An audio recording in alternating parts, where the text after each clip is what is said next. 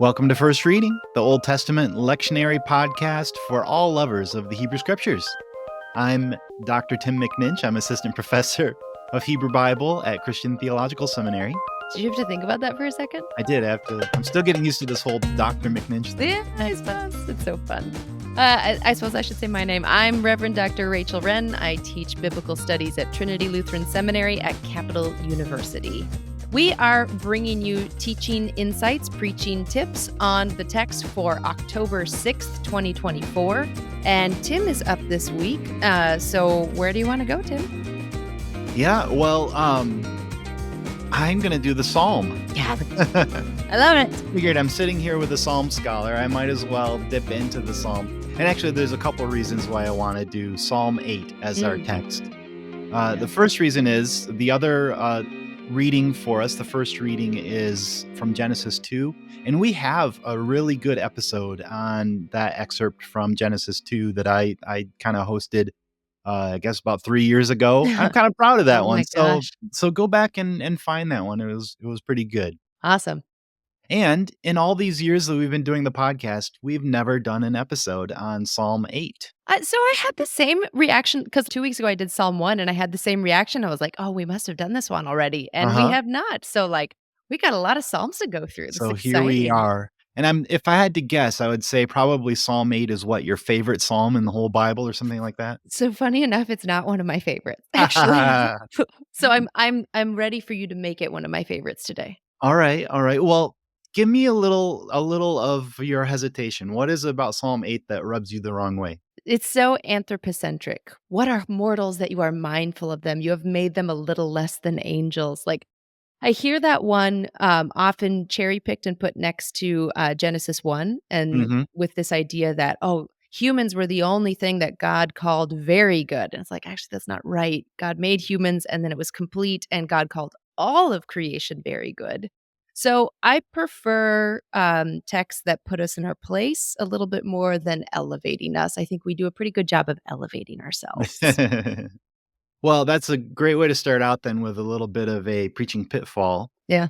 Of not using this psalm as an excuse to glorify ourselves and to puff ourselves up, but to find where the worship is in this. Yeah. And where an appropriate place for humanity's role in the cosmos might be. Yeah.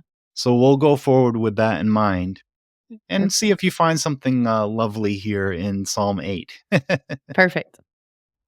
So I'm going to try to do a little bit of our typical first reading nuggets of context, a little bit of help with the Hebrew, some of those preaching pitfalls, and then maybe a preaching angle, if I can think of one by the end. Cool. So a little bit of context then. It's hard to give context to Psalms, but at least literarily here, we're near the beginning of the book of Psalms, Psalm 8. So you don't have to dig too far into the Psalms to get there.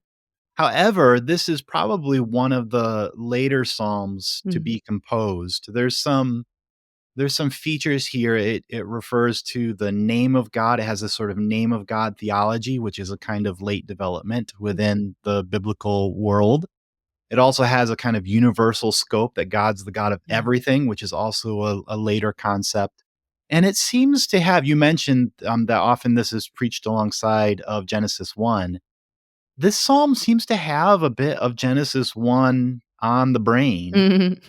And, that comes from a kind of priestly scribal tradition that is also kind of late-ish in the composition of the Bible. So as far as context goes then, we can kind of think of this as one of those poems that is kind of reflecting back on the whole context of the biblical tradition up to this point. Yeah.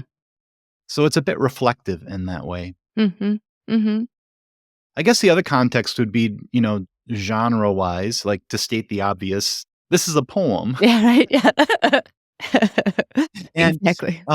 You all out there have probably heard me say this a lot, as far as preaching poems. I always feel like you can only do so much exegetical analysis of a poem before it starts to lose its poetic quality. The the work of poetry is to evoke things Yeah. in us and from us.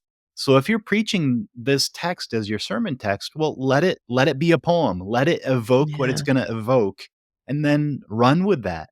Yeah. What are some of the images that you see evoking coming out of this psalm? Yeah, I mean, it's pulling in all sorts of imagery. There's kind of the image of the night sky Mm. and the sense of humanity's smallness in this vast, powerful, majestic creation. There's the wonder that the psalmist has that the maker of all of this would even think about humans at all. Like, Mhm. Mhm. why would God even spare us a thought? And yet, we insignificant ones have, as you were mentioning before, this almost godlike presence in the world, and trying to figure out what that's all about is here in this poem. Mm. A sense of responsibility to govern the other creatures. Um, you know, funny enough, as I was reading through this, the image that really captured me, and I'm not sure why, is in verse 3 in English. This is one where the verses are +1 in Hebrew Okay. because of the superscription. But in English, in verse 3, it talks about the work of your fingers. When I look at the heavens, Mhm. the work of your fingers. And something about that work of your fingers kinda caught my attention and Yeah. set me on this little rabbit trail. Yeah. I actually looked up to see where the word finger shows up in the Bible, and it's actually not that common of a Mm. word. Half of the occurrences of finger are in Leviticus, Oh, and instructions for the priests to, like, dip their fingers in blood or in yeah. oil and splatter it Yeah. on the altar, sort of like a biblical Jackson Pollock painting, right? But it's in the context of this solemn, like, ceremony of this liturgy of worship. The use of the fingers for that is explicitly Yeah. called for. There's a couple times in Isaiah where the prophet's bashing the priests of the nations because they've built these idols as the work of their fingers, Fingers. Yeah. which is interesting. I mean, again, it's like religiously significant work that's being done. Yeah. And the other time where finger comes up prominently is in a couple places where it talks about the giving of Torah, the instructions, the law of Moses. These tablets, these stone tablets are inscribed by the God's own finger of finger. God. Yeah. So here we have like this important Oh, wow. precise work that's done with the fingers. And So all religious contexts too, it's the mhm. either the idols or Leviticus or the Torah. That's fascinating. Yeah, so somehow the fingers, I mean, we get the phrase, the hand of God or the work of God's hands. That's pretty common, but it's in these few occasions that it specifies the work of God's fingers Mm. or the work of people's fingers. Mhm. In either case, this sort of finger work Mm. implies a kind of precision to it. Yeah. There's an Yeah. intricacy of the labor that's involved. And that's what the poet says when they look at the night sky, they see finger work, Huh. the work I of God's fingers. I wonder if it's like the placing of the stars, like the precision that would need to be is that kind of what you think is going on there or Yeah, yeah, like they imagine God taking God's time Yeah. very precisely. This isn't just sort of thrown up there. This is like this little bit's put there, this little bit's put there. Oh, that's lovely. It's an interesting way to think about the created order as this careful project of the Yeah. creator. Yeah, and so lovingly tended too, you Mhm. don't do something with precision unless you really care about it. Yeah, Mm. yeah. I don't know. I mean, maybe this whole finger work thing isn't the image that's gonna energize everyone's reflective imagination, but, if out there, if you're thinking of preaching this poem, then read it out loud to yourself and see which phrases kinda capture your imagination and run with Yeah. that. Yeah, and I would say the other thing I would say is, poetry is meant to be read aloud, it's also meant to be heard, so ask someone else to read it and just listen, and as they Mhm. read it, see what jumps out to you too, so Yeah. So that's if you're in a routine of sermon prep that feels kind of like you're just, you know, turning the gears Mhm. and going through the same sort of factory process of sermon creation. This could be a different kind of process of just, meditation and seeing what the Spirit stirs in your imagination. Yeah, I love that idea.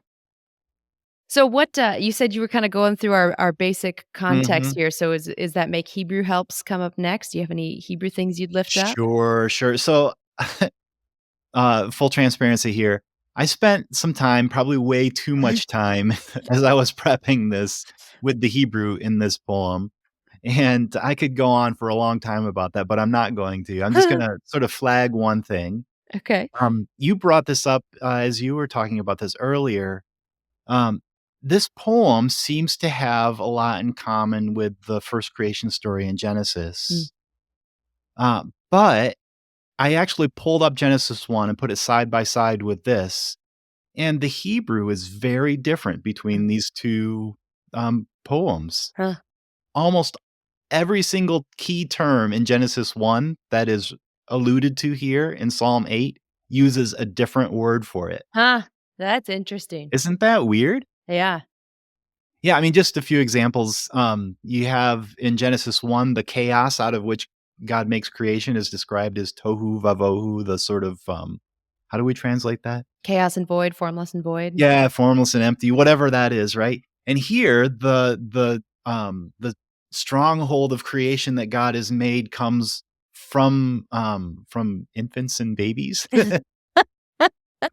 There's, Which are also very chaotic. yes, Onelim ve'yonkim. I sort of like out of the babble of babies, you Yeah. know, from the baby babble, God creates, all of this. Huh. In Genesis 1, over and over, everything that God does is declared or recognized to be good, Mm, tov. mm, Whereas here it's adir, noble, mm, wondrous. mm, Several others, just even, the birds in Genesis 1 are oaf, here they're tzipor.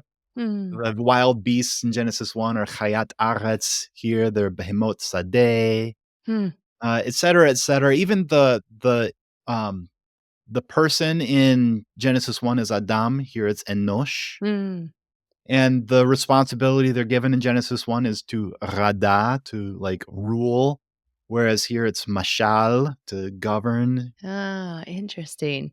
There's several others, I won't bore you all with them, but it's just interesting that I I wonder if the poet here has Genesis 1 in mind, but is intentionally, like, using different words Yeah. in order to sort of, like, make a remix of Yeah. Genesis 1 He's to have it. sampling. They're Yeah. sampling Genesis 1. And have it sorta hit the ear in a new way and sort of provoke Mm, a new kind of reflection on that mm, probably familiar tale of creation.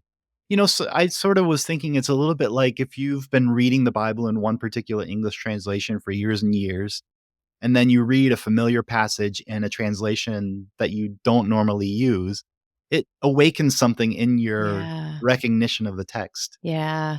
I Yeah. don't know if that's what the poet was doing here, but it maybe. I like that.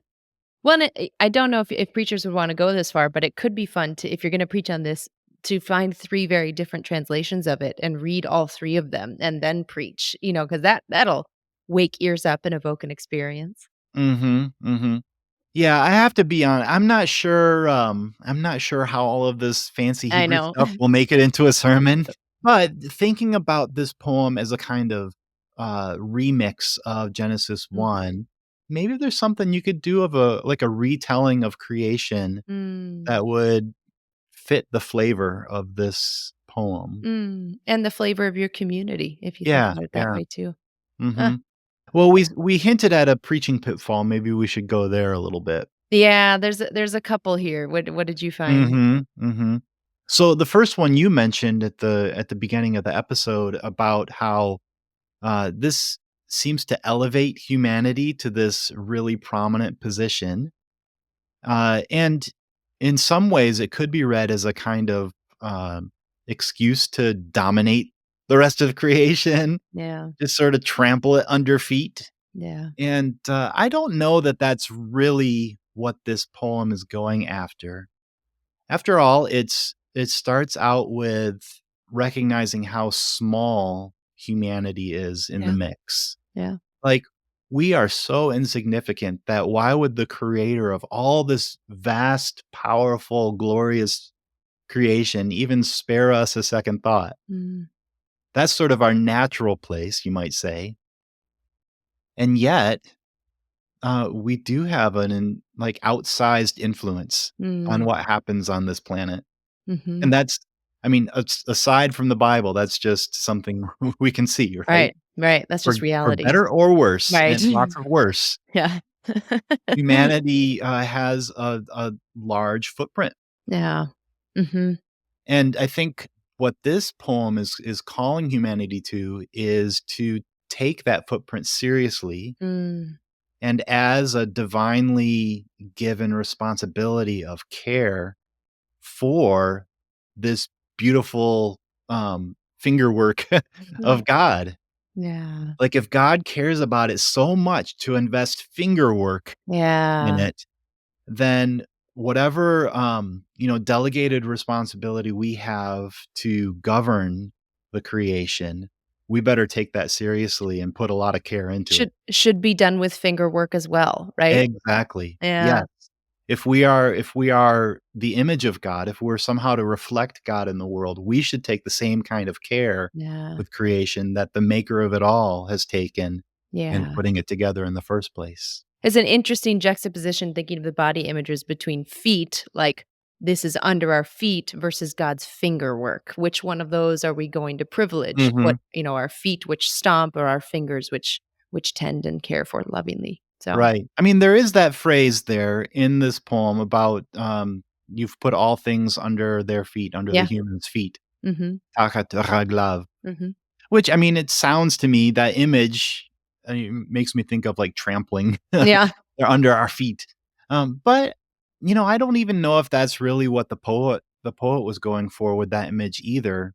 There's only a few places where under the feet comes up in the Bible as a whole, and most of them aren't about trampling. Yeah. They're about, like a certain path or a coming from far away to a close place where the closeness is right under your feet, Mhm. sort of thing. And so I wonder if that image here is kind of rather than all of these creatures that are named here being no concern of humans, like we're distant from them. No, God has brought them right under Mhm. our feet Mhm. and says to us, "These are mine. Now take good care of them." Yeah. Yeah.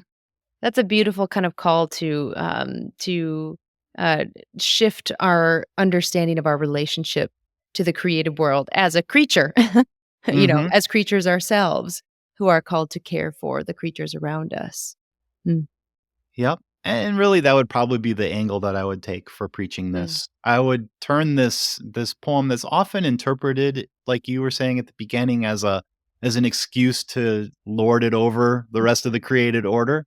Instead, I think this is a call to, careful, delicate, fingered type work mm, of care and stewarding of the creation, and, mm.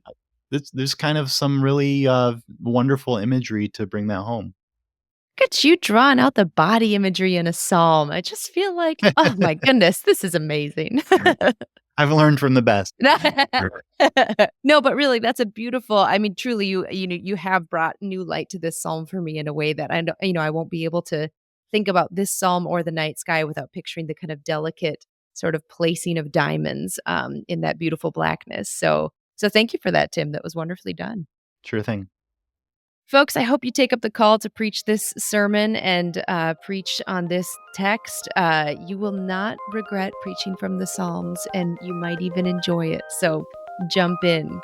If you are looking for other Psalms to preach on, or other texts to preach on, or just want a resource that you can give to people who have questions about the Bible, head on over to our website, firstreadingpodcast.com. You'll find back episodes there. You'll find merchandise. You'll find ways to donate if you'd like to support what we do here.